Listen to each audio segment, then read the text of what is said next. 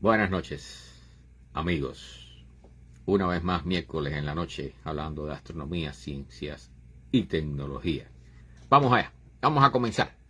La primera noticia para que ir calentando motores en lo que van llegando el resto de los amigos. Carlos Andrade, desde Ecuador, bienvenido, buenas noches. Buenas noches. Y vamos a comenzar entonces con la noticia de unos pajaritos que se llaman centinelas, a los que llamamos centinelas.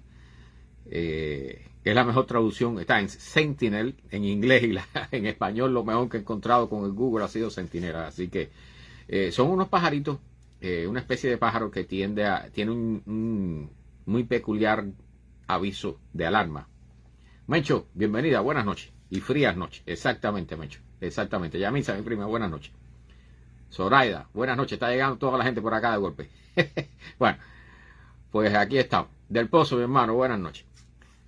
Pues, bueno, vieron la noticia del volcán en Islandia, ¿no? Esa pobre gente, bueno, vive en un lugar que está premiado. Ahí hay la convergencia de 4 placas tectónicas, entonces eso allí no es fácil. No es fácil esa zona. Bueno, la cosa es que estos pajaritos llamados centinelas, que tienen un llamado, vamos a ver si puedo hacerlo, a ver si puedo reproducirlo. Chicadididi.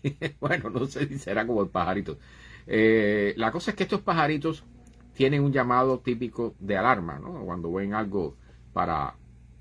Sí, ya está en erupción, Mecho. Puedes buscar los videos. Se ve muy bonito, ¿no? Se ve bonita la erupción, definitivamente. No es el típico volcán este que hace un cono, sino son líneas. Erupcionan en unas líneas que se ven bonitas. Parece algo artístico más que otra cosa, ¿no? Pero bueno, hasta ahora parece que no ha destrozado gravemente ninguna ciudad. Vamos a ver cómo termina la historia. A ver cuánto dura esa erupción. Yo quisiera ir a Islandia alguna vez porque allí se ve muy bien. Es un lugar bonito, curioso, incluyendo la parte de la sociedad y allí se ven las auroras polares magníficamente. Bueno, estos pájaros tienen un canto específico para avisar alarma, ¿no? De alarma. Ricardo, buenas noches, bienvenido. Y la cosa es que los científicos querían saber hasta qué punto ese aviso de alarma era universal o no. Entonces, y si reprodujeron con grabaciones esos sonidos, no solo aquí en los Estados Unidos, sino también en Europa y en otros países, en lugares incluso donde estos pájaros no están presentes. Entonces la idea era ver si especies que nunca habían escuchado el canto de este pájaro entendían el mensaje. Alfonso, bienvenido, buenas noches. Y la cosa es que sí. O sea, pájaros, o sea, especies, no solo pájaros, sino especies mamíferos, por ejemplo, que nunca han escuchado el canto de este pájaro, el aviso de emergencia de este pájaro, pues lo entendían inmediatamente. Entonces, los científicos, por supuesto, se han quedado así como que, bueno, ¿qué pasa aquí, no? Y lo que piensan es que quizás haya, a lo largo de la evolución, se haya creado un mecanismo o una llamada. Tony, mi hermano, buenas noches. Y Juan también, bienvenido, buenas noches. Se llenó esto. Bueno, la cosa es que lo que están pensando los científicos es que quizás a lo largo de la evolución, a lo largo de millones de años, se haya creado un sonido de alarma. Papo, bienvenido desde Puerto Rico. Internacionales por acá. Un sonido, vamos a decir, internacional, ¿no? Porque es en todos los países, donde quiera que hicieron las pruebas estos científicos, reprodujeron este sonido de estos pájaros. Todos los animales eran capaces de entender que era un aviso de alarma, de que había algún peligro cercano. Entonces, puede ser que sea una adaptación, puede ser también que el sonido tenga ciertas características relacionadas con el cerebro que cause una alarma, que despierte la sensación de alarma, ¿no? Entonces, está interesante el caso. Julio, bienvenido, buenas noches. Estos pájaros llamados centinelas, que, bueno, no por gusto se llaman así, ¿no? Y evidentemente parece ser que muchas especies pueden entender su llamado de alarma. Lorena, bienvenida. Adriana también, buenas noches. Se llenó esto acá, se llenó. Bueno, vamos con la primera noticia de medicina. Porque a los que toman pastillitas de la presión, que levanten la mano los que toman pastillitas de la presión, yo tomo, pero de las 2 que me han recetado, ninguna es esta que voy a mencionar aquí. La noticia dice que una droga muy común para resolver el problema de la presión puede incrementar la durabilidad de la vida, o sea, aumentar, reducir, vamos a decir, incrementar el tiempo de vida de las personas y reducir el envejecimiento. ¿Ok? No, Carlos, no. Se llama, dicho sea de paso, o sea, la mía es otra tampoco, porque no tiene que ver con esta. La droga, rilmenidina. Ahora hay que ver qué tipo, Renata, buenas noches. Hay que ver, Gilar, buenas noches, bienvenido. ¿Qué nombre puede tener? En diferentes países pueden tener diferentes nombres, ¿no? Y puede haber diferentes nombres de acuerdo a la compañía que lo produce. Pero si buscan rilmenidina, han hecho pruebas en gusanos, unos gusanos que se llaman Caenorhabditis elegans, que dicen que se usan porque la parte genética es cercana a la nuestra, a la de los seres humanos. ¿Okay? Entonces, se usan para estudios de drogas y cosas por el estilo. Y lo que dicen es que esta droga parece extender, no dicen por cuánto, la vida de estos gusanos y mejorar incluso su estado de salud, para decirlo así. O sea, y como piensan que trabaja esta droga es que reduce el consumo de calorías. O sea, lo que llaman aquí fasting, ¿no? O sea, hacer ayuno y esas cosas. Bueno, en este caso es un proceso similar, pero no tienes que hacer ayuno. O sea, la droga hace el proceso equivalente a que si estuvieras haciendo ayuno. Y entonces dicen que han logrado, a ver si puedo encontrar aquí todas las cosas. Juan, saludos, CO2 Delta Papa. Bienvenido, hermano. Esta droga rilmenidine, que es para la presión normalmente, entonces resulta que a estos no solo te mejora la presión, sino también te aumenta ciertos puntos de tu salud que pudieran ayudar a envejecer más lentamente, ¿okay? Y a aumentar tu vida, ¿no? A hacerla más duradera. A ver si encuentro aquí cuál fue la cosa que... aquí está. A ver. O sea, las dietas de bajas calorías normalmente tienden a crear efectos secundarios como, por supuesto, reducción del grosor del pelo, no sabía que eso pasaba, mareos, Adriana, bienvenida, y huesos quebradizos, ¿no? Y entonces dicen que con esta pastillita de la presión se ha logrado el mismo efecto sin estos efectos secundarios. Dicen que los efectos secundarios de estas pastillitas son mínimos, o sea, que pudieran ser palpitaciones, insomnio y un poquito de borrachera, ¿no? Pero que, o sea, por supuesto, si tú quieres alargar tu vida y tener una salud mejor, pues vale la pena, ¿no? Comparar con esta. Y esta pastilla está muy bien. Alejandro, bienvenido, buenas noches. Está muy bien probada porque se ha recetado muchísimo, la consumen muchas personas, así que tiene un efecto secundario que es que nos ayuda a estirar nuestra vida. Para aquellos que llegaron un poquito tarde, esto se llama rilmenidina, ¿ok? Pastillita para la presión. Busquen para los nombres que hay para esta droga en sus países, porque este es un nombre que puede ser genérico, ¿ok? Pero realmente está interesante el estudio. Bueno, me imagino que como el caso de la famosa aspirina, que hay que tomar todos los días para el problema del corazón y eso, pues este pudiera ser un caso que pudiera ayudarnos, ¿no? A vivir unos añitos más. Si nos da un par de añitos más, bueno, yo estoy seguro que muchos venderían su alma al diablo, ¿no? Con la pastillita. Bueno, en otros programas hemos hablado sobre los organoides, particularmente es lo que tienen que ver con el cerebro. O sea, crear a partir de células madre pequeños cerebros, y cuando hablamos de pequeños cerebros son pequeñitos, en caldos de cultivo, en estos discos de cultivo que se usan los científicos. Y la cosa es que, sí, yo sé, Raimel, yo lo sé. Bueno, la cosa es que estos pequeños cerebros han sido sujetos de experimentación. Hubo un caso, o sea, ha habido varios casos, incluso en donde han comenzado a desarrollar ojos, estos pequeños cerebros. Se usan para investigación, o sea, se crean a partir de células madre que no no es un problema ético ni nada por el estilo, aunque, o sea, no estamos claros si estos pequeños cerebros llegan a pensar o a tener conciencia, no lo podemos saber. La cosa es que ahora este grupo de investigadores ha colocado estos pequeños cerebros encima de unos chips con muchos contactos, con cientos o miles de contactos. Y entonces el cerebro se conecta con esos contactos del chip, del microprocesador, ¿no? De una pastillita electrónica. John, bienvenido, buenas noches.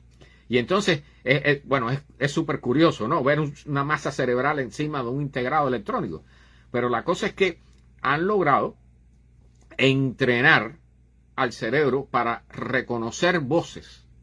O sea, a ese mini cerebro conectado a un integrado electrónico. Entonces, dicen que este pudiera ser un paso importantísimo para aumentar o cambiar radicalmente la capacidad de la llamada inteligencia artificial, ¿no? O sea, en lugar de usar computadoras que consumen un montón de energía, pues creando pequeños cerebros, conectándolos con un integrado electrónico y de ahí sacando y metiendo datos, pues pudieran hacerse procesamientos interesantes, ¿no? Entonces, dicen que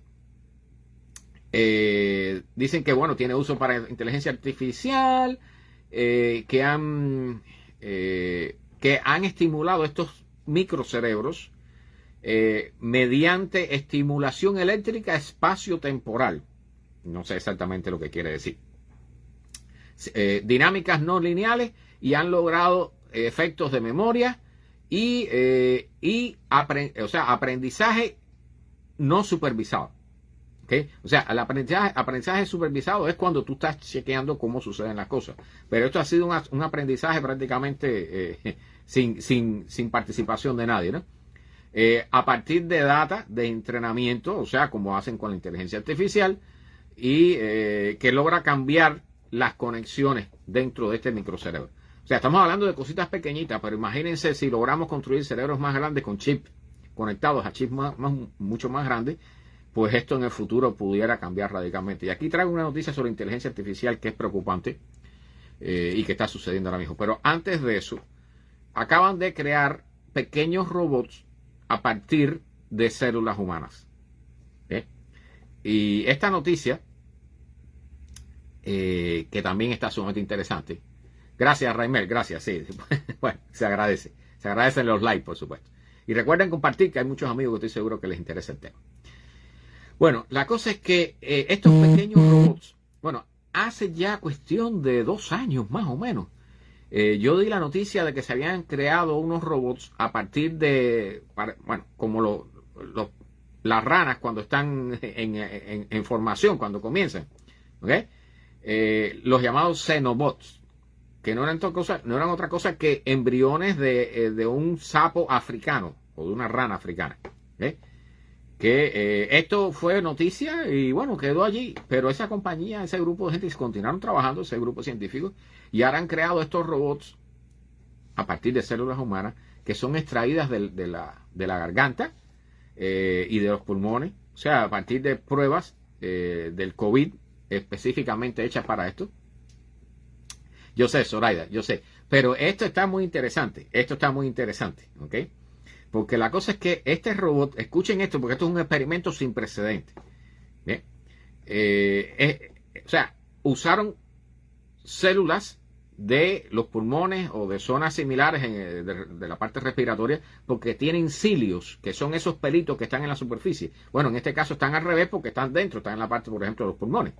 Entonces, genéticamente modificaron todo esto para que los cilios estuvieran afuera y sirvieran para moverse. Entonces, crearon estos pequeños robots que son autocreados. O sea, anteriormente se habían creado unos robots pequeños también con células, pero se tenía que tener una base tecnológica, o sea, algo plástico o algo para que ellos se unieran, ¿no?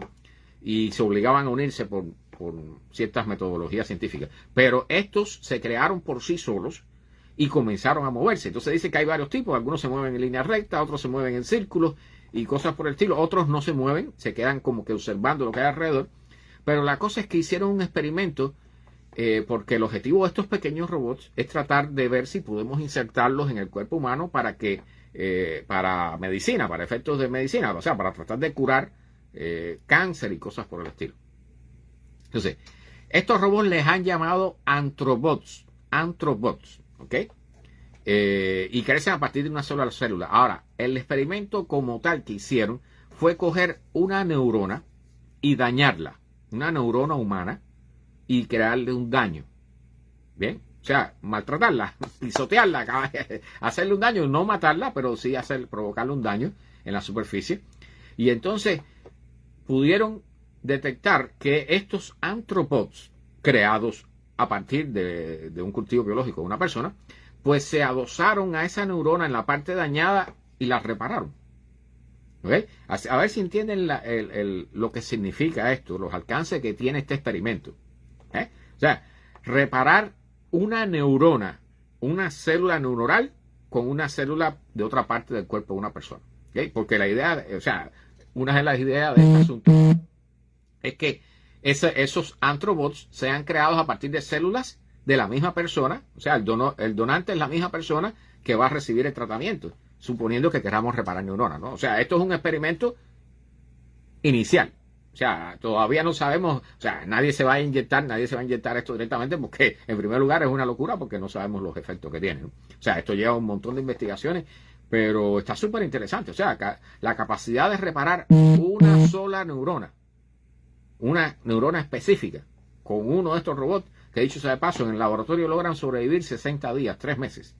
Entonces, este parece ser un avance bien importante, que por supuesto no sabemos hasta qué punto vaya a llegar, porque cuando te inyecten esas cosas, tú no sabes qué efecto van a tener. O sea, hay que comenzar a hacer experimentos bien profundos, pero realmente es una noticia interesante, ¿no?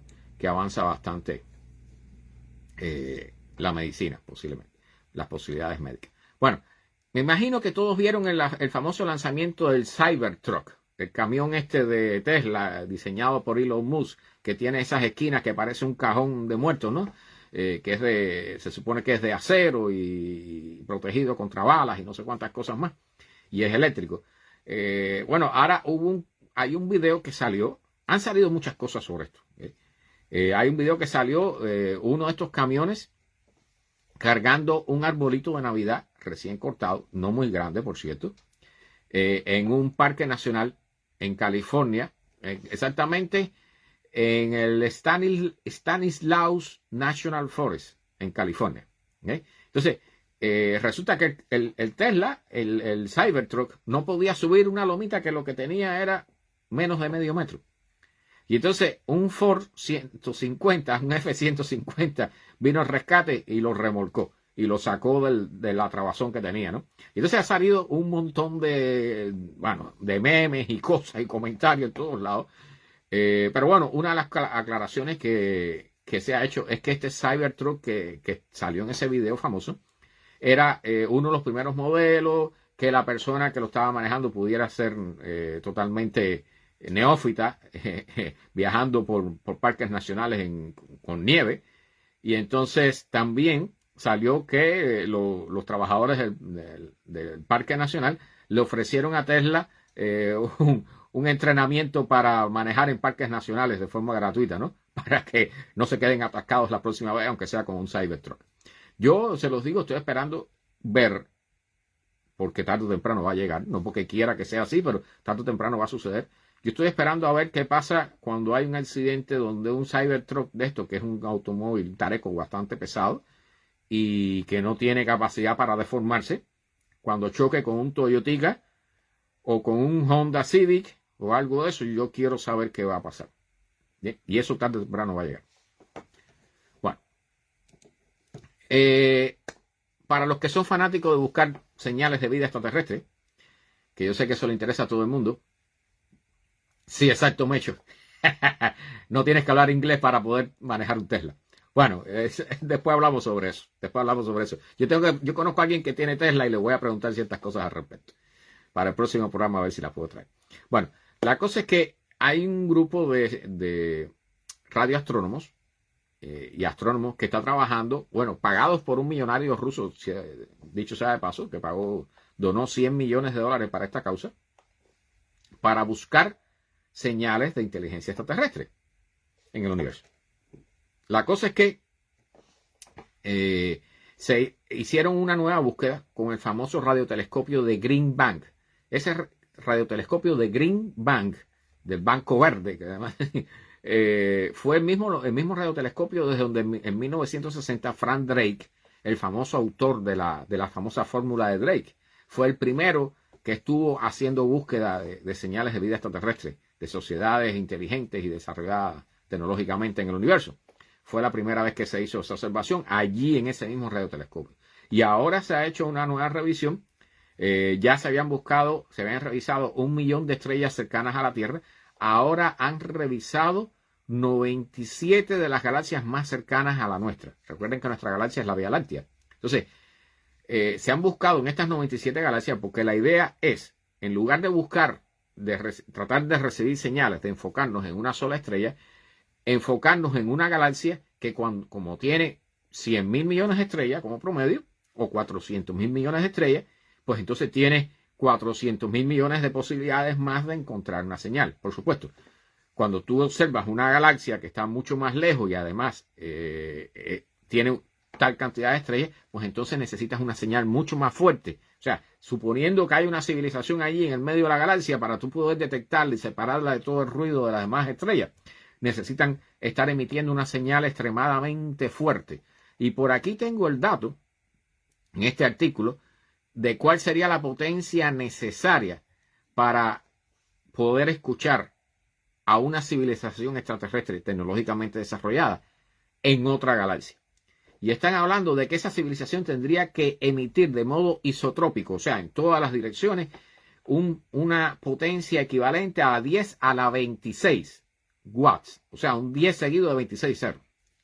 Pues lo que llaman es que una medida que yo no conocía, 10.000 ZW. Yo no conocía esa medida. Pero bueno, este es un nivel equivalente a lo que llaman la civilización de Kardashev del segundo tipo. O sea, una civilización, por supuesto, no como la nuestra, nosotros somos en el nivel de Kardashev, en la escala de Kardashev. Buenas noches, Luis.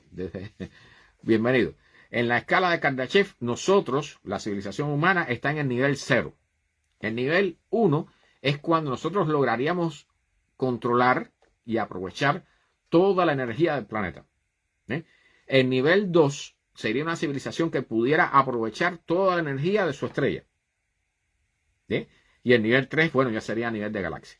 Entonces, una civilización de tipo 2 que pudiera controlar la energía de su estrella y pudiera emitir tanta energía prácticamente como la de su estrella, entonces sería una candidata para ser descubierta con este método, con esta búsqueda que hicimos ahora. La cosa es que se detectaron 1.519 candidatos en 97 galaxias.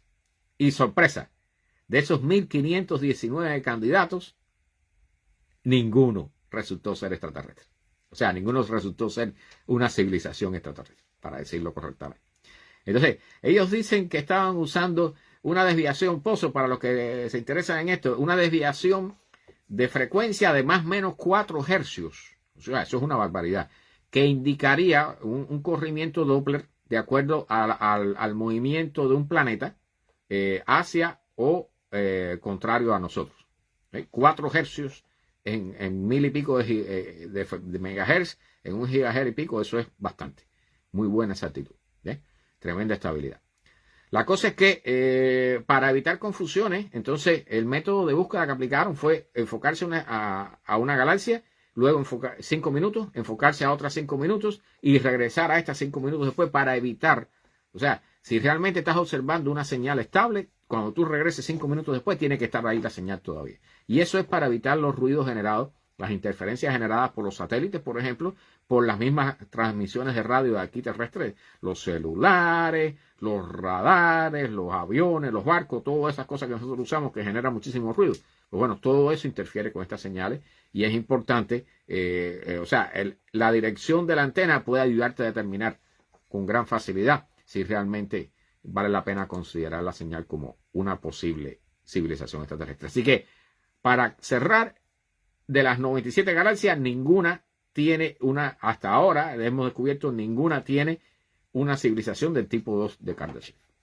Bien, no sé si recuerdan que hace, 5 o 6 programas atrás, hemos hablado mucho sobre el famoso superconductor a temperatura ambiente, el LK99. Eso ya había quedado en el pasado, yo pensé, y ahora ha renacido la historia. Brevemente para contarles, en Corea del Sur salió un grupo de 3 científicos diciendo que habían logrado un material superconductor a temperatura ambiente, temperatura y presión ambiente. Eso ha sido un escándalo porque, eso es lo que estamos buscando nosotros para mejorar la eficiencia energética y nos resolvería un montón de problemas. ¿Okay? O sea, cuando tú conduces electricidad por alambres, por ejemplo, los tendidos eléctricos que hay en todas partes, los postes, estos enormes tendidos que hay que conducen 33.000 voltios o más, todo eso genera pérdidas. O sea, ahí la electricidad sufre resistencia en los alambres y entonces eso se calienta el alambre y se disipa en forma de calor y se pierde parte de la potencia. Y eso sucede en todo. Por eso es que las computadoras se calientan, etcétera, etcétera, etcétera. ¿Bien? De hecho, nosotros cocinamos, si cocinas con una cocina eléctrica, bueno, ese es el principio, ¿no? O sea, es una resistencia que ofrece resistencia al paso de la corriente y se genera calor. Bueno, la cosa es que queremos encontrar un superconductor, un material, un metal que sea superconductor, que hasta ahora los hemos encontrado, pero con temperaturas extremadamente frías, cercanas al llamado cero absoluto, menos 270 grados Celsius. Entonces, son temperaturas extremadamente bajas o presiones extremadamente altas y entonces en esas condiciones no podemos aplicar ese material en la vida real nuestra. Bien, entonces este famoso grupito de Alejandro, buenas noches, bienvenido. Este famoso grupito de Corea del Sur hizo un escándalo porque presentó un estudio científico, un artículo científico con todo el que habían logrado eso y muchos grupos del planeta de científicos se mandaron a correr a tratar de reproducir eso y nadie logró hacerlo. Entonces, ahora, eso quedó en el pasado, se decía que había sido un fiasco total, y ahora hay un tal profesor Armen Gulian de la Universidad de Física de Chapman, el profesor de física de ahí, y dice que va a recibir fondos del DARPA, de esta agencia de aquí, de los militares de los Estados Unidos, para tratar de verificar si el LK99 puede ser producido y realmente pudiera tener aplicaciones en la práctica. O sea, parece que el tema del LK99 no está muerto. Por lo menos lo están tratando de revivir. Bueno, vamos a ver, ojalá que lo logren. Si se logra eso, les digo, sería una total revolución en la electrónica y en la electricidad y en la generación de energía en este planeta. Bien, o sea, imagínense que, vamos a decir, yo no sé exactamente, ahora tendría que buscar el dato, pero aproximadamente un 20%, un 30% de la electricidad, de la energía que se produce, se pierde en forma de calor en los circuitos electrónicos, ¿no? Entonces, esto pudiera ser un cambio radical. De hecho, si quieren saber cómo influye esto, cogen una computadora y enfríenla lo más posible y van a ver qué rápido comienza a trabajar. ¿Okay? O sea, eso es un experimento fácil de hacer. Por supuesto, no la metan en el congelador, no hace que se le eche a perder con la humedad, que es otro tema. Bueno, hablando de inteligencia artificial, ha salido a la palestra como noticia que Israel está usando un sistema de inteligencia artificial para detectar o para definir qué objetivos atacar en Gaza, en Palestina. ¿Bien? Y entonces, la cosa es que lo que están diciendo, o sea, la noticia de por sí no es nada normal porque todos los militares están tratando de incorporar inteligencias artificiales en sus sistemas, que ya hace rato que los científicos, los ingenieros, la gente que trabaja, los programadores, todo el mundo está advirtiendo que traten de evitar la inteligencia artificial relacionada con cosas militares porque nos vamos a meter en un problema gordo. Pero eso va a ser imposible. ¿Bien? Y de hecho, ya parece ser la primera vez que se está usando la inteligencia artificial para buscar los blancos a los que se les va a atacar. Y entonces, en este caso, lo están usando los israelíes con un sistema. A ver si está por aquí el nombre, ahorita lo encuentro. Es un nombre muy bonito, pero bueno, es una inteligencia artificial. ¿Y cuál es el problema de la inteligencia artificial? La inteligencia artificial hace rato, cada vez que se ha probado, nos ha dado problemas cuando se entrenan. Las inteligencias artificiales tienen valor cuando son entrenadas con muchos datos. ¿Bien? O sea, necesitan mucha cantidad de data para poder configurarse y trabajar. La cosa es que muchas de esas, o sea, de esos datos que tú usas para alimentar y entrenar la inteligencia artificial, suelen tener lo que llaman un bias, una polarización. en el caso, por ejemplo, cuando la policía ha usado bases de presos, cosas por el estilo, y delincuentes, para insertar las inteligencia artificial y ayudar a prevenir la delincuencia, resulta que, por supuesto, está polarizada hacia un lado, ¿no? Tiende a discriminar ciertos sectores raciales de la población o trabajadores de cierto tipo y cosas por el estilo. Jorge, bienvenido, buenas noches. Entonces, cuando la inteligencia artificial se comienza a usar para matar personas, sea lo que sea que estés buscando, allí los errores van a estar incluidos. O sea, las inteligencias artificiales, particularmente en las cosas que tienen que ser muy exactas y muy seguras y muy definidas, tienden a cometer errores. Entonces, ¿cuál es la advertencia con esto? ¿Okay? Porque, eso está sucediendo allí ahora entre Israel y Palestina, pero inmediatamente, por supuesto, los rusos están desarrollando eso y ya viendo que lo están aplicando, van a comenzar a aplicarlo, aunque no esté totalmente terminado el sistema. ¿Okay? Recuerden que ChatGPT, por ejemplo, cuando ChatGPT sacó su inteligencia artificial, la gente de OpenAI con su ChatGPT 3 o el 2, detrás vino inmediatamente Google, que tenía la BAR, esta famosa, que no la habían terminado de desarrollar, pero entonces se vieron obligados a sacarla para enfrentar la competencia de OpenAI. Y entonces, la inteligencia artificial de Google, todo el mundo se reía de ella porque cometía demasiados errores. Y en este tipo de historia los vamos a ver. ¿Y cuál es el problema aquí? Que aquí está en juego la vida humana. Entonces, obviamente los rusos, viendo que ya se está usando por acá, van a comenzar a programarla y la van a preparar y la van a comenzar a usar en la guerra de Ucrania. Los americanos la van a usar por su lado, los europeos la van a usar por el otro, los japoneses la van a poner a trabajar, los chinos la van a poner a trabajar. Y la guerra del futuro, señoras y señores, no la veo muy entretenida, para decirlo de alguna forma, ¿ok? Sí, también, la inteligencia artificial puede ser usada para todo, ¿ok? Y ayuda muchísimo. Pero una cosa es, por ejemplo, como dice Reimer, menciona aquí el dato de que se ha usado la inteligencia artificial para buscar cuerpos debajo de escombros, en derrumbes, por ejemplo, en terremotos o casos por el estilo, puede ser. Pero allí tú estás usándola, si hay un error, si te dice que debajo de un edificio hay un muerto, hay un cadáver, y tú lo buscas y no aparece, y ese error no significa nada. Perdiste energía, perdiste tiempo, pero no hay otro muerto por culpa de eso. ¿Okay?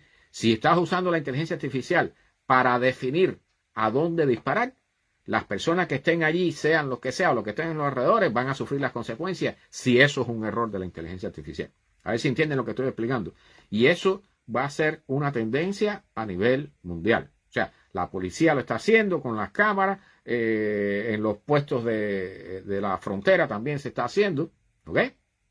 Pero el mensaje central que viene con esto es que las inteligencias artificiales no son confiables a la hora de buscar cosas de las cuales dependa la vida de las personas. ¿Ok? Entonces, o dependan cosas muy... por ejemplo, de las acciones en la bolsa, ahí hay transacciones que se están haciendo por inteligencia artificiales y eso funciona. Y si alguien pierde dinero ahí, bueno, perdió dinero y no pasó más nada. Pero donde en la guerra o en los problemas con la policía, con las fuerzas del orden, errores allí pueden costar caro. Bien, pueden costarle caros a unos cuantos. Entonces, ojo, comenzó la época de la aplicación de la inteligencia artificial en la selección de blancos en la guerra. Bien, y parte de lo que vamos a ver allí, y ya pronto, estoy seguro que pronto lo vamos a comenzar a ver en Ucrania y en cualquier otro lugar donde haya guerra con países desarrollados, se va a comenzar a ver el uso ampliado y a veces exagerado de la inteligencia artificial. Y esa es una mala noticia para todos nosotros, para todos. ¿Ok?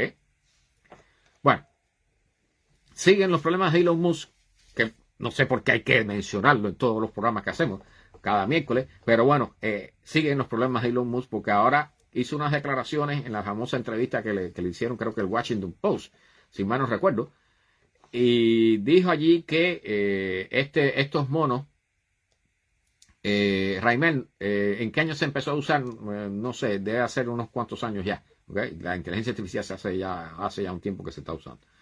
De hecho, la tenemos en en la vida común, nos la encontramos de vez en cuando y no la reconocemos, ¿ok? Todos los días.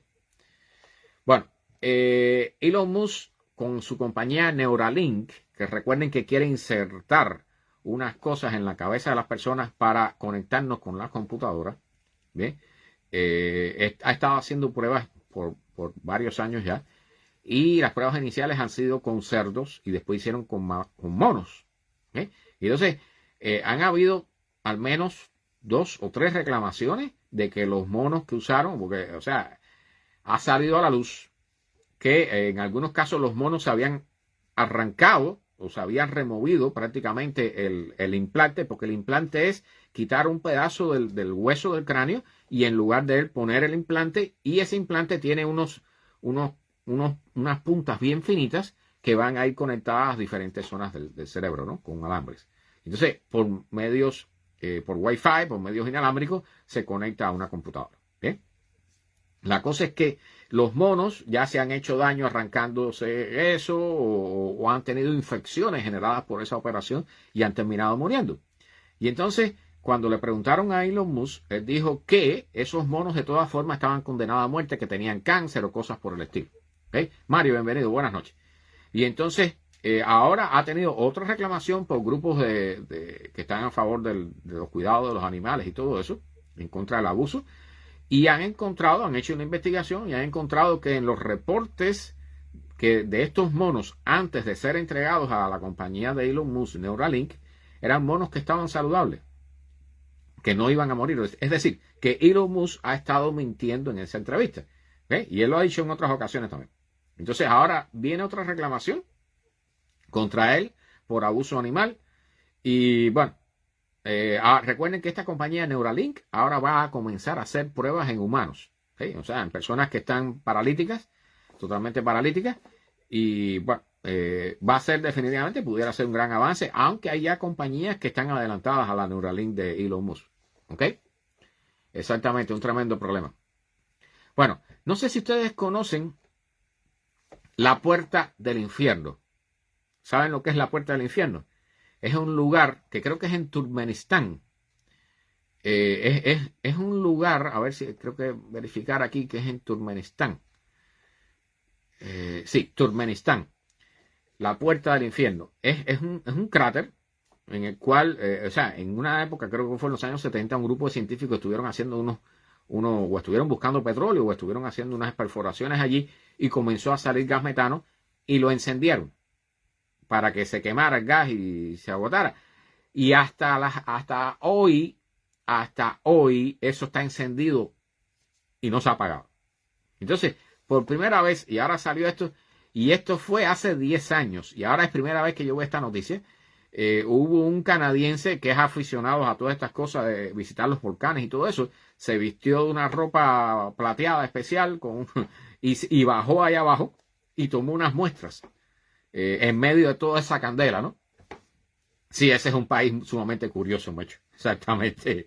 Bueno, la cosa es que ese hombre bajó allí porque escuchó decir, o sea, él se apuró porque escuchó decir que los turkmenistanos, no sé cómo se llamarán esta gente, querían apagar ese fuego, querían eliminar ese problema, ¿no? Que dicho sea de paso, ya nadie va allí como turista, pero eso es un lugar que atraería turistas cantidad, seguramente. Pero bueno, la cosa es que descendió hasta el fondo, dice que estaba rodeado de llamas, hay fotos increíbles, pueden buscarlo en el periódico The Sun, El Sol, en inglés. Y allí está la foto del hombre caminando en medio de todas esas llamas, increíble. Pues no, él decidió caminar por allí, ha sido el primero que lo ha hecho. Y parece que ya tiene experiencia caminando también a través de lugares de erupciones volcánicas y eso. Y entonces dice que tomó muestras y encontraron allí, a pesar de las temperaturas y de la candelada enorme que hay ahí, encontraron unas bacterias que dicen que pudieran ser analizadas para poder entender. Recuerden que nosotros hemos descubierto planetas extrasolares, o sea, planetas que están girando alrededor de otras estrellas, que tienen condiciones extremadamente calientes y que tienen atmósfera. Y entonces, estas bacterias que hemos encontrado allí pudieran darnos una idea de qué tipo de vida pudiéramos encontrarnos en estos planetas, si es que existe alguna allí. ¿Okay? O sea, pero definitivamente la vida está en todas partes, hasta en los reactores nucleares. ¿Okay? Para los que no lo sepan. Dentro de los reactores nucleares se han encontrado bacterias. Bueno, nosotros tenemos un baño con ácido sulfúrico en el trabajo y allí se generan bacterias, es increíble. En ácido sulfúrico. Osvaldo, bienvenido, buenas noches, mi hermano. Bueno, los físicos, un grupo de físicos han descubierto por métodos matemáticos, ¿ok?, una posibilidad para viajar en el tiempo libre de paradojas. ¿Cuáles son las paradojas de viajar en el tiempo? Por ejemplo, que yo, vamos a decir, viajara al pasado para hacer que mis padres no se conocieran. Como en la famosa película de Regreso al Futuro, ¿no? O sea, cuando tú influyes el pasado de forma que tú no pudiste haber nacido, por ejemplo. ¿Okay? Entonces, surge la paradoja porque si tus padres no se conocieron, entonces tú no naciste. ¿Y cómo es que tú puedes regresar al pasado? Entonces, si tú no existes. Entonces, ese tipo de paradojas, hay muchas historias de esas. Por aquí a ver otra vez si la encuentro y se las hago. Esta es la paradoja del abuelo también. O sea, tú vas al pasado, matas a tu abuelo, tú no puedes nacer. ¿Bien? Entonces, por lo tanto, si tú no naciste, tú no puedes viajar al pasado a matar a tu abuelo. Entonces, este tipo de historias son extremadamente curiosas. Siempre se hacen cuando se habla de viajes en el tiempo y son parte del problema de por qué se plantea que es imposible viajar al pasado, porque se generan estos tipos de paradojas. Y la cosa es que, dicho sea paso, hay una historia, creo, ¿no? Es de Isaac Asimov. Bueno, después hablo sobre ella. Muy curioso. Ahora dicen que matemáticamente han logrado demostrar que existe la posibilidad que cuando tú viajas al pasado, tú pudieras interactuar libremente con el pasado, pero que el universo se las arreglaría para hacer que lo que tú trates de evitar que vaya a suceder, suceda. Ejemplo. ¿Okay? O sea, si tú viajas al pasado para evitar que tu papá y tu mamá se conozcan, cuando tú no estés por ahí, ellos se van a conocer por otra forma. No en la forma que se conocieron, porque tú la borraste del mapa, pero entonces se van a conocer otro día y van a terminar casándose y teniendo un hijo que eres tú. ¿Okay? Y de esa forma se resuelve la paradoja. O sea, el universo tendría una protección contra las paradojas, de forma que aunque las personas que viajaran o cualquier cosa que viajara al pasado no tuviera la capacidad de evitar radicalmente las cosas que sucedían. Esa es una buena noticia. Quizás algún día podemos viajar al pasado. A mí me gustaría viajar. La historia que creo que era de Isaac Asimov, no recuerdo, era turistas que viajaban a la época de los dinosaurios. Había toda una empresa de turismo y entonces habían creado unos caminos por la selva de donde estaban los dinosaurios. Sí, la Matrix. Sí, exacto, Jesús. Entonces, esta empresa había creado unos caminos. Ajá. Habían creado unos caminos para que los turistas pasaran por allí sin que afectaran a los dinosaurios y todo el entorno, para que no hubiera una paradoja de este tipo. Y resulta que entonces los turistas, este grupo de turistas llegó y regresaron, y cuando regresaron se encontraron que todo el sistema político era diferente, los presidentes eran otros, la sociedad era una locura. ¿Okay? Y exactamente, Mario. Y cuando se ponen a revisar qué cosa había pasado, uno de ellos había pisado una mariposa.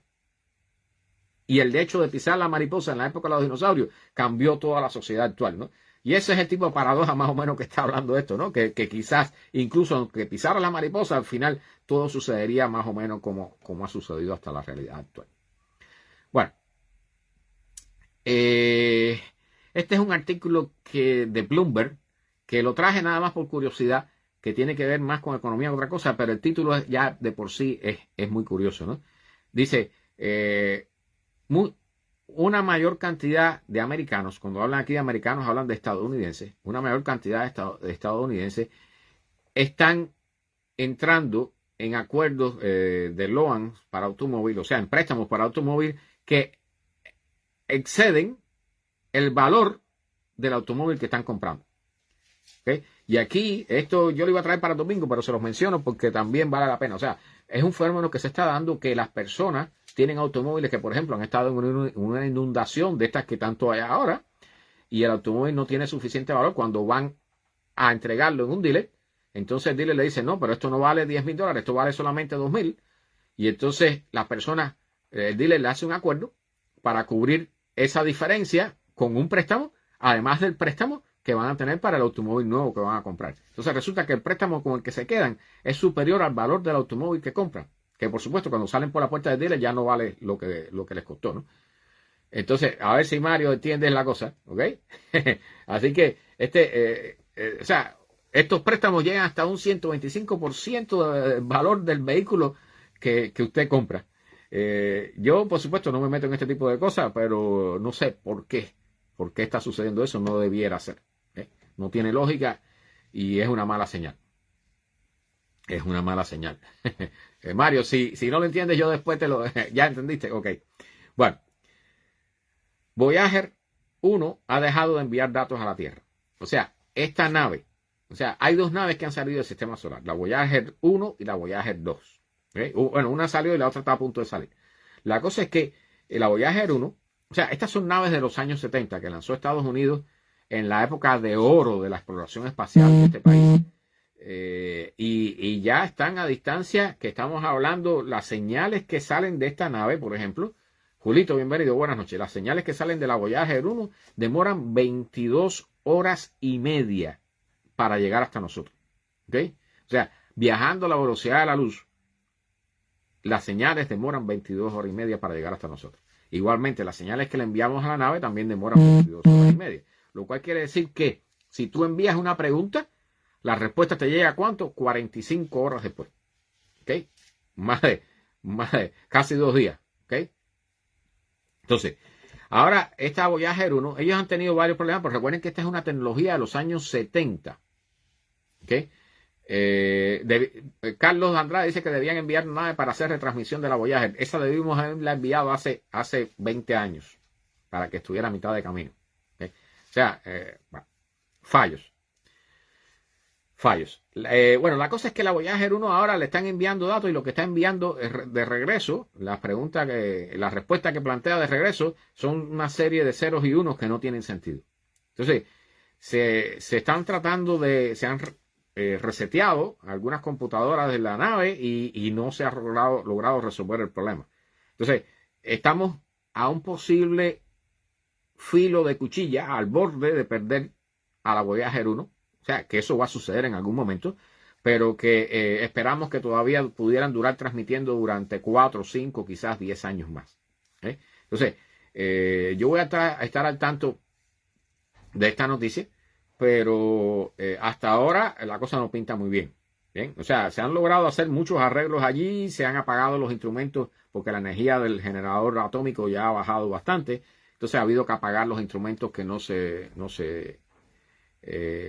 son imprescindibles para dejar nada más los más importantes y por supuesto la parte de la computadora y las comunicaciones con la Tierra. No, Julito dice que es dinero a la basura. No. Estas naves, todo esto es gratis. O sea, ya esto es por encima de lo que se esperaba. O sea, estas naves se diseñaron para estudiar los planetas. O sea, particularmente Júpiter, Saturno, Urano, Neptuno. ¿Okay? Y entonces ya al final salieron hacia afuera y como un extra estamos logrando mantener la comunicación. O sea, es al contrario.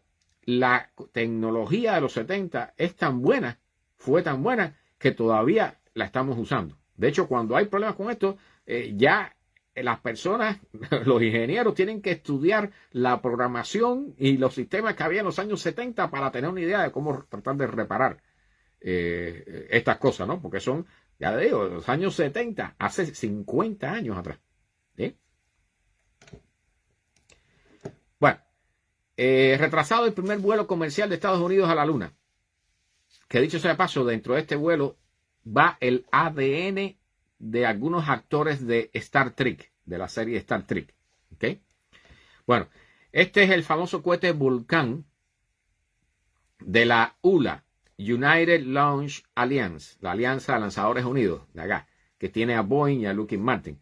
Entonces, este Centauro, Vulcan Centaur, o sea, Centauro Vulcan, cohete, no es el Artemisa 2. Este es el Vulcan de ULA, que va a usar los motores BE-4 de Blue Origins, que hasta ahora no han volado al espacio nunca, que yo quiero ver cómo termina esta historia, pero bueno, esta gente de ULA tuvieron un problema, les explotó la etapa superior, tuvieron que reacondicionar todo eso, y bueno, dentro de este módulo, dentro de este cohete, cuando se logre lanzar, que como va hacia la Luna, depende de ciertas épocas. O sea, las ventanas de lanzamiento son aproximadamente una vez al mes.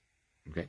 Entonces, ahora se les pasó las de este mes, así que ahora creo que es hasta el día 8 de enero la próxima oportunidad de lanzamiento. 4 o 8 de enero. Tengo que revisar por aquí. No sé si puedo encontrar la fecha. 8 de enero, exactamente. Entonces, dentro de esto va un módulo que se llama el Peregrino Lunar. Y allí van el ADN de varios artistas de Star Trek. Y a ver si los tengo por acá. Los nombres de ellos. Está el de esta muchacha. A ver dónde está, caramba. Una placa con una clave privada de un Bitcoin. Una cápsula de tiempo de la Fundación Arca, el Arca. Que eso es sumamente interesante. Eso también está en el famoso Tesla que lanzó Elon Musk y SpaceX en el Falcon Heavy. También hay una cápsula del tiempo. ¿Okay? Hay experimentos para estudiar el regolito lunar, la radiación de la luna. A ver, y no logro encontrar los nombres de los artistas. Aquí están. Nichelle Nichols, famoso artista de Star Trek, DeForest Kelley y James Doohan, así como el creador de la serie, Jane Roddenberry. Y su esposa, la actriz Margaret Barrett Roddenberry. Bueno, todo eso ADN y todo eso va para allá cuando logre salir. Esperemos que logren salir ahora el día 8. ¿Ok? Bueno, ojalá, Carlos. Ojalá que Ecuador pueda levantar con la parte de lanzamiento. Bueno, a ver, ¿qué tengo por acá? Hay un artículo de ABC, del periódico abc.españa.es, que analiza qué dice la ciencia sobre si la suerte realmente existe. Si existe la suerte. Y entonces ponen varios casos aquí. El artículo es bastante largo, yo les invito a leerlo si tienen posibilidades en ABC de España, en el periódico ABC. Ponen ejemplo de lo que puede sucederle a dos personas, una que tenga buena suerte y otra mala suerte. Pero hay varios puntos interesantes en este artículo y uno es que dice que la suerte puede depender del entorno en el cual tú te desarrollas. ¿Okay? Si eres una persona que estás vinculado constantemente con millonarios, probablemente tenga más suerte que una persona que trabaja, no sé, recogiendo la basura, ¿no? Entonces, que dicho, eso dice varias cosas, ¿no? Ya de por sí. Pero bueno, el mensaje final del artículo, que es la parte que quería transmitirle, es que en el micromundo, o sea, se dice que tú puedes, hay una parte de la física que se llama el determinismo, que es que basado en las leyes de la física, si tú conoces el punto inicial de todas las partículas de un sistema, tú puedes calcular dónde van a terminar todas esas partículas. ¿Okay? O sea, ejemplo, no sé, si tú sabes a la velocidad que va un automóvil y su masa y por dónde va, en qué dirección, tú puedes calcular dónde va a estar dentro de media hora. ¿Okay? Pero cuando vas a las partículas elementales de verdad, a la parte más baja del micromundo, entonces allí la cosa es diferente. Totalmente diferente. Porque existe, por ejemplo, el principio de incertidumbre, que dice que tú no puedes medir a la misma vez, con gran exactitud, la posición y el movimiento de una partícula. ¿Okay? O tú sabes la posición con mucha exactitud, entonces no puedes saber cuál es el movimiento y viceversa. Entonces, esto nos dice que por lo menos, si nosotros estamos compuestos, por supuesto, de partículas atómicas, desde protones, los átomos, protones, electrones, neutrones, todo eso. Bueno, todo eso tiene que ver con el azar de la parte más baja del micromundo. Entonces, realmente parece ser, por lo menos, si nos anclamos en esta definición, que la suerte no existe, ¿no? O sea, que realmente tú no puedes definir dónde vas a estar en el futuro basado en un hecho fortuito. ¿Okay? Así que, pero de todas formas, yo les digo, yo he visto cosas que suceden y todo el mundo las hemos visto, ¿verdad? Que suceden y que dicen, caramba, qué raro, ¿no?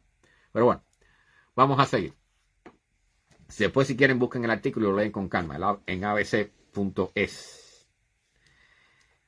Bueno, la NASA trajo muestras del asteroide Bennu, que ha sido toda una noticia, y de hecho trajeron más muestras de las que esperaban, pero tuvieron un problema porque la cápsula tenía creo que 35 o 36 tornillos, 35 tornillos, la tapa de la cápsula, y ahora hay 2 tornillos que no pueden sacar, desde que esa cápsula llegó hace ya 2 o 3 meses o un poco más. Entonces, están fabricando un destornillador especial que se puede usar dentro del espacio donde tienen la cápsula, Que dicho sea de paso, o sea, porque muchas personas dicen, bueno, pero es que como que la NASA no tiene herramientas, ¿no? Y el problema no es la herramienta. El problema es que la cápsula está dentro de un lugar especial donde los científicos trabajan con guantes, ¿ok? Y eso está lleno constante con un flujo de alta presión de nitrógeno, porque hay que evitar que esas muestras se contaminen con cualquier cosa que hay aquí en la atmósfera terrestre, ¿ok? Incluyendo bacterias. Entonces, eso se mantiene súper limpio y había un juego de herramientas allá adentro que estaba listo para eso. Pero como las herramientas que hay ahí no permiten zafar esos 2 tornillitos que quedan por abrir de esa tapa, entonces hay que fabricar un destornillador especial para que quepa en el espacio que hay allí y que, por supuesto, tienen que esterilizarlo completamente. No esterilizarlo como se esterilizan las agujas de inyectar y eso acá, ¿no? Sino esterilizarlo de verdad, limpiarlo totalmente antes de meterlo en el lugar, en esa especie de acuario, de pecera que tienen, donde está la cápsula metida. Entonces, ahora la NASA dice que dentro del polvo y el material que han encontrado por fuera, han encontrado cosas sumamente interesantes, incluyendo elementos relacionados con la formación de la vida, relacionados con la vida. ¿Okay? Entonces dicen que de estos elementos que han encontrado ahí, que incluye el fósforo, el nitrógeno, se piensan que proceden, que están allí en este asteroide desde antes de la formación del sistema solar. Entonces, esto va a cambiar unas cuantas cosas porque dicen que incluso pudiera significar que con los telescopios como el telescopio James Webb pudiéramos comenzar a buscar estos elementos en lugares tan primitivos donde estuvieran en los comienzos del universo. ¿Okay? O sea, recuerden que la vida aquí en la Tierra, las huellas más anteriores que tenemos creo que son de 3, y pico billones de años. A ver, por algún lugar lo dice aquí. Pero bueno, la cosa es que quizás la vida, los elementos fundamentales de la vida, pudieran ser detectados en el universo mucho antes de lo que nosotros pensamos. Que es una noticia interesante de por sí. Recuerden que queremos saber si existe vida en otras partes del universo, ¿no? ¿Cuáles son las posibilidades de existencia de vida extraterrestre? Bueno, aunque la vida en el universo sabemos que existe, ¿verdad? Ustedes lo saben, ¿no? La vida en el universo existe porque nosotros somos muestra de ello.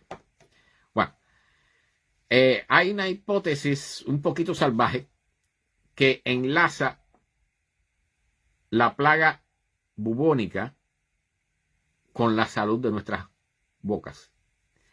Y la cosa es que, dicen ellos, que han hecho un estudio de los dientes de individuos que vivieron en 1800 y pico, 1700 y pico, en Londres, ¿okay? En Gran Bretaña. Y entonces, de todos estos 235 individuos, imagínense coger un diente de cada uno de esos individuos y analizarlo, ¿okay? Que vivieron entre 2200 antes de nuestra era hasta 1853 de nuestra era. Y entonces, más de la mitad de ellos vivían en Londres y vivieron en la época de la plaga bubónica en Londres. Entonces, dicen que, bueno, en esa época entre el 30 y 50% de la población de Londres desapareció, se murió, producto de esta plaga. Pero dicen que las muestras, dentro de las muestras microbianas de estos dientes, de estos individuos, identificaron 954 microbios diferentes. Pero ellos caen en 2 comunidades bien claras. ¿Ok? Entonces dice que una de estas comunidades están dominadas por el género Metanobrevibacter, ¿okay? Que emergió hace unos 2200 años y se extinguió, desapareció en 1853. Ernesto, bienvenido, buenas noches. Y entonces, a partir de 1853, lo que más se ha observado es el estreptococo, que es el famoso causante de la enfermedad periodontal, de la gingivitis y estas cosas, ¿no? Entonces, dicen que ellos piensan que el efecto de la plaga bubónica provocó un cambio en la flora bucal de las personas. Así que, o sea, y que entonces favoreció el surgimiento o la amplificación, mejor dicho, la amplificación de los casos de de enfermedades de las encías. Entonces, miren ustedes, ¿no? Quién sabe si dentro de 20 o 30 años, haciendo un análisis comparando antes y después del coronavirus, encuentren que han cambiado nuestra genética, ¿no? Bueno, vamos aquí. Esta noticia me la voy a saltar porque no está muy buena. Bueno, los cohetes de SpaceX, los Falcon 9, que están viajando mucho. O sea, SpaceX actualmente es la compañía que más cohetes lanza al espacio. Eduardo, no sé si te saludé ya anteriormente, bienvenido. SpaceX está lanzando la mayor cantidad de cohetes al espacio actualmente. Cada vez que se lanza un Falcon 9, se ha detectado que unos 90 minutos después se crea un brillo, una especie de hueco en la ionosfera. Escucha esto, Pozo. Y se crea un brillo rojizo que es visible incluso a simple vista. ¿Okay? Eso se había detectado con otros cohetes, pero como los lanzamientos de otros cohetes, como los rusos, por ejemplo, son muy poco comunes ya. En cambio, SpaceX a veces te lanza 2 cohetes en un mismo día. ¿Okay? En una semana te lanza 2. Entonces, este efecto, que es visible a simple vista, pero que se da 90 minutos después del lanzamiento del cohete, cuando estos cohetes regresan, que recuerden que SpaceX está logrando traer de regreso la primera etapa de sus cohetes y hacerlo aterrizar, ya sea en un barco, en una patana en alta mar, o en tierra aquí directamente en Cabo Cañaveral. ¿Verdad? Cuando regresan, también crean estos huecos en la ionosfera y crean este brillo rojizo. Entonces, como es visible a simple vista, bueno, yo trataré de, la próxima vez que haya un lanzamiento y que pueda ir a verlo, voy a tratar de, esperaré 90 minutos después del lanzamiento, a ver si logro verlo. Hay fotos muy buenas aquí. ¿Ok? Entonces dice, no hay que preocuparse, esto no genera efectos en la biología de las personas. ¿Ok? Si ellos regresan en 8 minutos, pero el efecto de lo que llaman el hueco en la ionosfera se genera 90 minutos después. Y eso se genera por la liberación de combustible en la ionosfera, ¿ok? Del combustible de los cohetes. Entonces, dicen que los científicos están preocupados porque sí pudiera generar algún efecto en las comunicaciones o algún efecto en la atmósfera, pero no tenemos que preocuparnos nosotros directamente porque en cuanto a la salud y esas cosas no nos crea ningún problema, ¿ok? No hay que preocuparse ni estar temiendo por esto, pero pudiera ser algo muy lindo de fotografiar. De hecho, hay fotos en el artículo muy vistosas. Bien, de las tormentas solares, Pozo, recuerda que mandaste este artículo después. La más conocida es el famoso evento de Carrington, ¿okay? Que fue en 1859, que fue, Carrington fue el hombre que la vio de casualidad, estaba observando el sol y vio esa explosión en el sol, y esa eyección de masa coronal llegó a la Tierra un poco después y generó una tormenta enorme que electrocutó, o sea, no mató, pero sí le cogió la corriente a los operadores telegráficos de aquella época, encendió, o sea, quemó los papeles del telégrafo y esas cosas por alto voltaje que se generan en las líneas eléctricas. Entonces, una tormenta de ese tipo en la actualidad es un tema extremadamente preocupante para los científicos, ¿okay? Porque una tormenta magnética tan grande pudiera dañar a los satélites, incluyendo los GPS, pudiera dañar las redes eléctricas aquí en la Tierra, pudiera dañar las comunicaciones, pudiera dañar los equipos electrónicos que tenemos, que son sumamente sensibles. Entonces, este es un tema sumamente delicado. ¿Bien? Entonces, lo que están diciendo ahora es que además del evento de Carrington, hubo otro que le llamó el de la red de trenes de Nueva York de mayo de 1921, y ahora han descubierto uno en febrero de 1872, que fue reportado en muchas partes del mundo, y que una de las cosas que es común a todas estas supertormentas solares es que las auroras polares se ven cerca del Ecuador. ¿Okay? De hecho, en la del evento de Carrington, en septiembre de 1859, se reportaron auroras en la Florida, en México y hasta en La Habana. Decían que hasta a veces se podía leer un periódico con la luz que generaban las auroras. Entonces, realmente fue un evento grave, feo, bien interesante para verlo, pero realmente preocupante con toda la tecnología, la dependencia que tenemos nosotros de la tecnología actual. Este es un evento que pudiera crear un problema serio para la humanidad, ¿no? De hecho, la NASA hizo un estudio hace unos años atrás donde decía que un evento similar al de Carrington, ocurriendo en la actualidad, pudiera generar $2 trillones de pérdidas en los Estados Unidos y demoraríamos unos 20 años en recuperarnos de los problemas causados, de las pérdidas causadas. 20 años de retraso en la humanidad, en la sociedad humana. Así ya pueden tener una idea de cuál sería la magnitud del problema, ¿no? Otras veces he hablado sobre eso, pero, o sea, imagínense que daña la red eléctrica de una forma que no pueda ser reparada durante semanas o meses, pues todas las personas que dependen del life support, o sea, del soporte vital de los hospitales, por ejemplo, se morirían tarde o temprano, ¿okay? Porque no había electricidad para mantenerlo, porque incluso con los generadores que hay en los hospitales requieren gasolina. Entonces, para poder alimentar de gasolina, necesita de camiones que tienen computadoras que pudieron haber sido dañados, o la electricidad en los sistemas de distribución de petróleo y gasolina pudiera haber dañado los equipos también. Entonces, es una situación que pudiera ser extremadamente compleja, ¿ok? Bueno, Pozo, esta es una noticia que quizás muchas personas no entiendan muy bien, pero bueno, lo que llaman los FRB, los pulsos rápidos de radio. Hay dos tipos, hay unos que duran 1 segundo y otros que duran 10 segundos. Son señales de radio que llegan desde las profundidades lejanas del universo y que no tenemos una idea exacta de cómo es que surgen, no tenemos una explicación exacta de cómo es que son.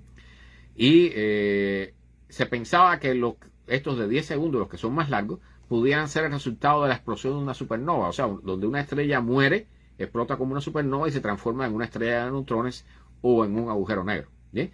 Entonces ahora hay una nueva investigación que dice que no, que esta idea para explicar los pulsos de radio rápidos de larga duración no sería la más exacta, y están hablando que sería necesario el impacto, el choque entre dos estrellas de neutrones o entre un agujero negro y una estrella de neutrones, o sea, un evento extremadamente violento, cosa que esperemos que no nos pase cerca de aquí de la Tierra, porque ese tipo de eventos sí generaría destrucción, ¿no? Bueno, implantes en el cerebro. Hoy he traído varias noticias sobre implantes y sobre inventos en el cerebro, en este caso con inteligencia artificial. ¿Okay? Dicen que lo que llaman interfaces computadora-cerebro pudieran ayudar a restaurar, y en eso es lo que están, en este artículo es lo que están trabajando, a restaurar la capacidad de hablar y de mover las facciones de la cara a las personas paralizadas.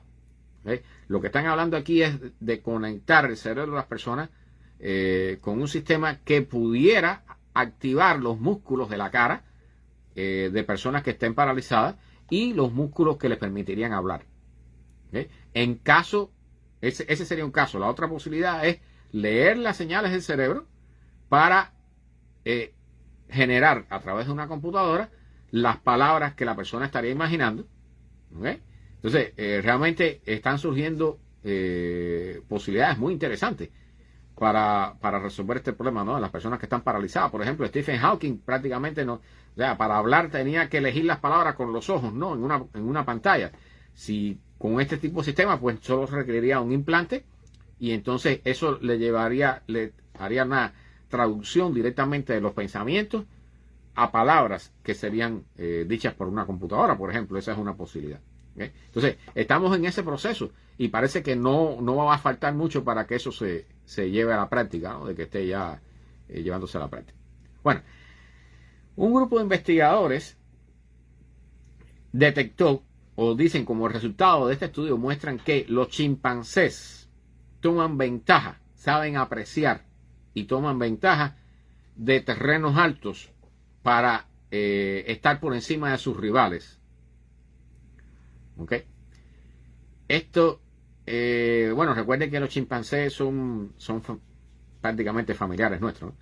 Pero lo que está diciendo aquí es que han encontrado que los grupos de chimpancés pasan más tiempo en colinas o en terrenos altos y se sienten más seguros allí, y entonces observan sus alrededores, y cuando bajan tienen ya un plan definido de por dónde moverse para evitar acercarse a grupos antagonistas o grupos peligrosos, o moverse en direcciones hacia donde pudieran encontrar la comida que hubieran observado desde lo alto de la colina. O sea, prácticamente tienen capacidad, vamos a decir, Bruce, bienvenido, buenas noches, tienen capacidad militar, ¿no? Más o menos táctica militar y saben aprovechar de las colinas y las elevaciones, las montañas, para planificar su descenso y sus movimientos y garantizar no encontrarse con enemigos, o si se van a encontrar con enemigos, o sea, planean exactamente, Mecho, tienen la capacidad de planear, si van a encontrarse con enemigos, asegurarse desde arriba, poder asegurarse que los enemigos a los que van a encontrar son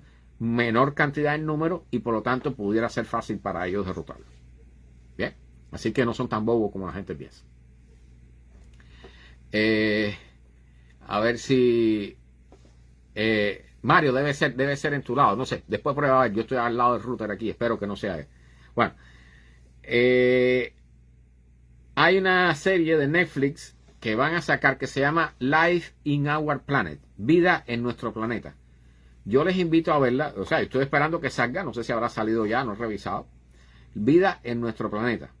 Y entonces allí se han hecho videos, simulaciones con computadora de animales que ya no, que se extinguieron. Y en este caso, en este artículo, están hablando de un 1000 pies. Un 1000 pies. Yo sé que hay muchas personas que le tienen miedo a estos animalitos. Bueno, cualquiera, ¿no? Sobre todo siendo niños. Pero este 1000 pies es el más grande que existió en el planeta. Hace 300 millones de años que vivió, así que no tienen que preocuparse que ahora no se lo van a encontrar cuando salgan por la puerta. ¿Okay? Pero este 1000 pies tenía 8 pies y medio de largo. 2,6 metros de largo. Pie y medio, o sea, medio metro de ancho. Medio metro de ancho. ¿Ok? Y pesaba 110 libras o 50 kilogramos. O sea, pesaba lo mismo que una persona. Imagínense ustedes encontrarse con este bicho, no sé, nada más, miren, da pesadilla, ¿no? Entonces, ya les digo, 2 metros y medio de largo y medio metro de ancho. Bueno, recuerden entonces, todo este y otras cosas más van a salir en la serie de Netflix que están preparando, Vida en Nuestro Planeta, se llama. ¿Okay? Así que vayan anotando para que la vean, porque estoy seguro que va a ser muy interesante. Y en Italia, casualmente hoy vi que el canal de Veritasium sacó un video sobre la torre inclinada de Pisa. Pero en Italia, yo no sabía, pero hay otra torre, hay más torres inclinadas en Italia. Parece que los italianos tenían un favoritismo por eso, ¿no? Bueno, realmente es el terreno abajo, ¿no? Que falla. Entonces, hay una torre en Italia que se llama Garisenda. La torre Garisenda en Bolonia, en Italia, está a punto de caerse. Está inclinada, pero están diciendo que sus días están contados. Ahora, lo que nadie sabe, nadie se atreve a decir si va a ser en un mes, 3 meses, 5 años o 10 años. Nadie sabe exactamente cuándo va a ser que caiga, pero va a caer. Entonces, están en todo el proceso de, bueno, asegurar la zona y dicen que tienen sensores puestos que dan indicaciones cada 15 minutos del estado de la torre, así que esperan que pueda dar tiempo a evacuar las personas en los alrededores. La torre parece ser bastante alta. Busquen la imagen si quieren porque está interesante. Garisenda Tower, la torre de Garisenda en Bolonia, Italia, está a punto de caerse. Pobres italianos. Bueno, sale una nueva idea de por qué nuestro cerebro pudo agrandarse hasta el punto que es actualmente, que se triplicó en tamaño desde los inicios de nuestra evolución, y a la misma vez porque se redujo el tamaño o la longitud de nuestro intestino.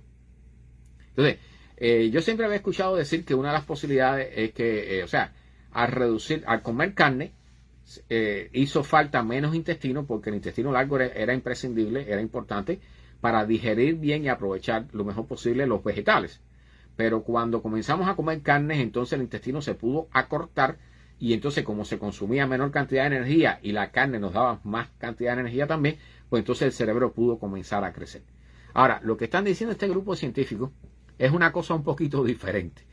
Dicen que las técnicas de preservación de comida pudieron haber ayudado al crecimiento de nuestro cerebro.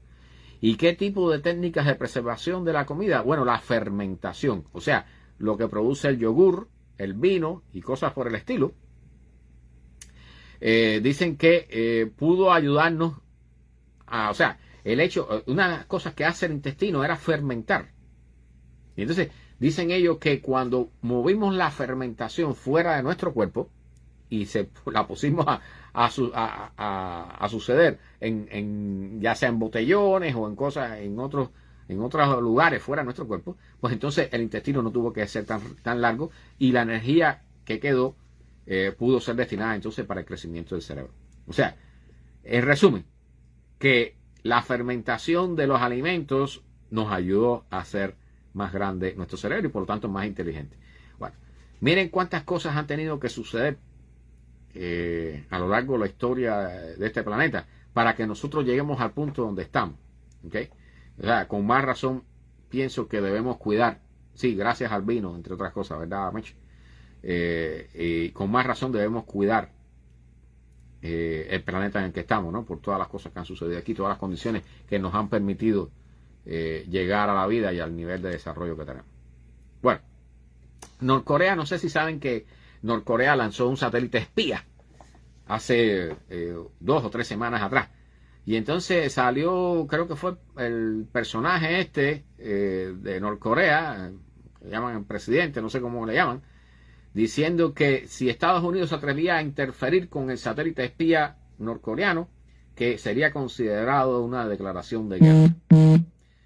Bueno, yo no sé con qué cuentan. Primero hay que ver si el satélite funcionó, porque el anterior se les cayó en el mar, ¿no? O sea, no llegó a ningún lado. Este otro no sé qué capacidad tendrán, no está claro, nadie ha dicho. Pero tampoco se sabe si está trabajando, si lograron echarlo a andar después que lo pusieron en órbita. ¿Sí? Pero realmente Norcorea está avanzando en su programa espacial, ¿no? Y en su programa de misiles balísticos. Bueno, otro Kim Jong-un, exactamente, Mecho. Gracias, mi asesora principal. Bueno, de nuevo con el tema de los superconductores, y esta vez sí es un estudio más, bueno, no sé si decir más serio. Pozo, algunos watts, o sea, una potencia de unos pocos watts con láseres de 10 terahertz de forma continua sobre cierto tipo de material pudiera transformar los superconductores de temperatura ambiente. O sea, parece que estamos cerca de lograr la superconducción a temperatura ambiente. Claro, en este caso es imprescindible mantener los láseres funcionando, cosa que no es fácil. ¿Okay? Los láseres normalmente se calientan mucho y son poco eficientes. Entonces, dicen que la sustancia que están usando se llama K3C60, que es un fullereno. Bueno, no sé si será un derivado del petróleo, es lo que me parece. Y cuando es iluminada con estos láseres, esta luz de 10 terahertz de los láseres, pues se transforma en un superconductor a temperatura ambiente. Así que parece que estamos cerca. No creo que esta sea la solución, porque no creo que vamos a poner láseres en todos los tendidos eléctricos, ¿no? Para reducir la resistencia eléctrica, pero sí es una noticia interesante que pudiera estarnos acercando a este punto donde sería un cambio radical en toda la energética en el planeta. Y entonces aquí, bueno, en la revista Forbes, un artículo que habla un poco sobre lo que mencioné anteriormente también. La vida en la Tierra pudiera tener sus raíces en el espacio profundo. Y entonces retocan este tema pidiendo que, dentro de las cosas que han encontrado, incluyendo aminoácidos y todo eso, ahora dicen que debería usarse el telescopio James Webb, que es el más potente que tenemos, el que más profundo puede ver en el universo, para buscar en las zonas más profundas del universo, o sea, más cercanos a los inicios de la historia del universo, para buscar las raíces de la vida.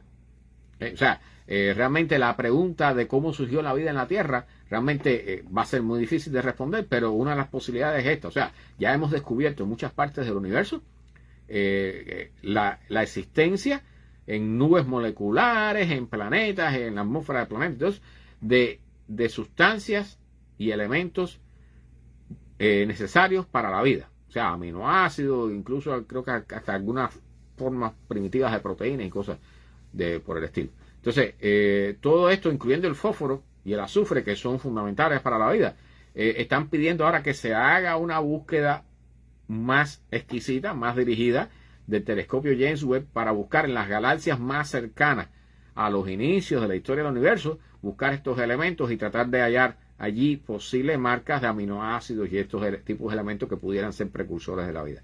Si encontramos estas cosas tan atrás en el tiempo, tan cercanos a los inicios del universo, entonces pudiera decirnos que nosotros quizás no seamos los primeros en haber surgido en el universo con formas de vida, ¿no? Luis, bienvenido, buenas noches, casi al final. O sea, que si encontramos, repito, aminoácidos o formas similares de precursores de vida en los inicios de la historia del universo, entonces habría muchas posibilidades de que en otras partes del universo, en momentos anteriores a los cuales nosotros surgimos, existiera ya vida anteriormente. Entonces, es una historia, o sea, hay una discusión entre astrónomos muchas veces sobre si nosotros llegamos temprano o tarde en la evolución del universo. O sea, hay algunos que plantean que no vemos o sea, que no hemos descubierto civilizaciones extraterrestres por ahí porque la mayoría se extinguieron ya y nosotros estamos muy tarde. Y hay otros que plantean que nosotros estamos muy temprano y el resto de las civilizaciones todavía están surgiendo ahora o surgirán en el futuro y no les hemos dado tiempo a desarrollarse. Entonces, ese tipo de discusiones, pues bien, esta nueva idea de buscar los elementos básicos de la vida, señales de ellas en los inicios del universo, pudiera tal vez ayudarnos a tener una mejor idea al respecto. Bien, y para terminar, encontraron un agujero negro supermasivo, gracias al telescopio James Webb precisamente, en los albores del universo. A ver si encuentro por aquí la explicación. Y es un agujero negro supermasivo. O sea, ¿qué cosa es un agujero negro supermasivo? Hay varios tipos de agujeros negros. Están los agujeros negros tipo estelar, de masa estelar, que están creo que entre 5 y 100 masas solares o una cosa por el estilo. Son agujeros negros que son el resultado de la muerte de estrellas. ¿Okay? En parte, o sea, las estrellas que son más masivas que el Sol, cuando mueren, terminan explotando como supernova y pueden quedar bien como una estrella de neutrones, o si tienen mayor cantidad de masa, terminan como un agujero negro de masa estelar. También hay agujeros negros de masa intermedia que llevan años buscándose y que se ha dicho que han descubierto uno o dos por ahí. Y están los agujeros negros están los agujeros negros primordiales, que es algo que es hipotético, que se supone que surgió en los inicios del universo y que serían pequeñísimos y andarían por allí por muchas partes. Y están los agujeros negros supermasivos que están generalmente en los núcleos de las galaxias. ¿Okay? En el caso de nuestra galaxia, la Vía Láctea, Sagitario A estrella, es como lo han llamado, Sagitario A asterisco, tiene 4,3 millones de veces la masa del Sol. ¿Okay? Solar Astronomía, bienvenida, casi al final, a última hora. No importa, para aquellos que han llegado ahora último, si van al inicio y quieren ver el resto de las noticias, pues pueden ir al inicio con todo gusto. Esto se queda grabado aquí en Facebook. Bueno, la cosa es que siempre ha sido un misterio para los astrónomos tratar de averiguar cómo es que han llegado a ser tan grandes, cómo se forman los agujeros negros supermasivos. Entonces, una de las posibilidades es que muchos agujeros negros de estrellas muertas se hayan ido uniendo, ¿okay?, para formar uno más grande. Pero realmente es un proceso que toma demasiado tiempo. Y ahora, como hemos descubierto un agujero negro supermasivo en los inicios del universo, gracias al telescopio James Webb, ¿okay?, y por supuesto anidado en una galaxia, entonces esta idea de que los agujeros negros supermasivos pudieran ser resultado de la unión de muchos agujeros negros pequeños, ya prácticamente se deja de lado allí, porque no hay tiempo. En la época que él está, en que lo descubrimos, en esa época no tenía tiempo para que se hubieran unido tantos agujeros negros. Entonces, hay una opción que es que grandes nubes de gas y polvo colapsaran con una gran cantidad de masa, colapsaran y formaran un agujero negro supermasivo, digamos, no sé, de 500 masas solares, y entonces ese fuera creciendo después, tragando más estrellas, más polvo, más planetas, y fuera creciendo rápidamente. De todas formas, este es uno de los grandes misterios que tenemos por explorar en el universo. Y gracias al telescopio James Webb, pienso que vamos a hacer descubrimientos mucho más grandes con respecto a este tema. Pero este es uno de los mayores misterios que hay. O sea, ¿cómo pueden crecer tan grandes los agujeros negros supermasivos? Que dicho sea de paso, el más grande que conocemos, por aquí está, se llama TON, como de tonelada, ¿no? TON 618. TON 618. Y tiene 66 mil millones de veces la masa del Sol. O sea, coger 66.000 millones de estrellas como el Sol y ponerlas todas en un mismo lugar. ¿Okay? Es una barbaridad. Ese es el más grande que conocemos hasta ahora. 66 billones con B. 66 billones de masa solar. ¿Bien? Una barbaridad. Es increíble. Dicho sea de paso, hay ideas por ahí, hay estudios que dicen que alrededor de estos agujeros negros pudieran haber planetas. ¿Okay? Bueno, ya de que tengan vida o no, eso es otra cosa, porque alrededor de estos agujeros negros debe haber una gran cantidad de radiación. Debe ser un entorno bastante caótico, pero sí pudieran existir planetas alrededor de agujeros negros. ¿Bien? O sea, recuerden que, porque muchas personas piensan que los agujeros negros son como aspiradoras, que se tragan todo lo que hay por todos lados, ¿no? Y en realidad no es así. O sea, si el Sol, nuestra estrella, lo redujéramos de los 1.400 millones de kilómetros de diámetro que tiene a solo 3 kilómetros, se transformaría en un agujero negro. ¿Bien? Pero como la masa sería la misma, entonces todos los planetas, incluyendo la Tierra, serían girando alrededor de él como si nada, porque el valor de masa sería el mismo y por supuesto no se tragaría los planetas ni nada por el estilo. ¿Cuál sería el cambio? Bueno, que ya no generaría luz y calor, así que nos congelaríamos aquí poco a poco en la Tierra. ¿Bien? Pero con respecto a la órbita, al movimiento y todo, o sea, para que algo sea tragado por un agujero negro tiene que pasar extremadamente cerca de él. ¿Bien? Con respecto a un agujero negro que estuviera en la posición del Sol y que tuviera la misma masa del Sol, nosotros aquí no nos enteraríamos del cambio, a excepción de, por lo que dije, no nos llegaría la luz y el calor. Bien, bueno, vamos a dejarlo aquí. Yo les agradezco a todos mucho por la sintonía por acá, estar por acá compartiendo este rato conmigo, que yo disfruto mucho, hablando sobre astronomía, ciencias y tecnología. Recuerden que los domingos estoy también en vivo a las 8 hablando sobre el cambio climático, que siempre tengo noticias, siempre hay noticias frescas sobre eso y algunas, bueno, un poco preocupantes. Y los miércoles, como de costumbre, aquí a las 8, en vivo en Facebook, hablando de noticias de astronomía, ciencia y tecnología. Esto sale también en forma de podcast. Dice De Pozo, recomienda el documental Agujeros Negros Supermasivos. Sí, yo lo vi y muy bueno, se los recomiendo. Agujeros Negros Supermasivos. Búsquenos, está en YouTube también. ¿Okay? No sé si estará en español, pero debe estar también. Recuerden que tanto estas transmisiones como la de los domingos salen en podcast, en Spotify. Me buscan por Astroheredero o por GW for Miami. Ahí están las del cambio climático, pero estas de tecnología, ciencias y astronomía están por Astroheredero en Spotify. ¿Ok? Así que nada, gracias a todos. Recuerden, gracias por los likes, por los corazoncitos. Recuerden compartir con sus amigos si tienen un chance. Se lo agradecería porque me ayudaría mucho por acá. Y nada, nos vemos el próximo, que pasen una buena noche, por supuesto. Y nos vemos el próximo domingo con el noticias sobre el cambio climático, que hay unas cuantas cosas calientes ahí como siempre. Que tengan una buena noche, que descansen, que hoy es miércoles. Yo he tenido por lo menos un día bastante atravesado. A ver si se me endereza ahora al final y puedo dormir tranquilo. Así que descansen. Feliz fin de semana, que viene ahora un fin de semana largo. Así que nos vemos el domingo, como siempre, a las 8 de la noche. Chao. Buenas noches.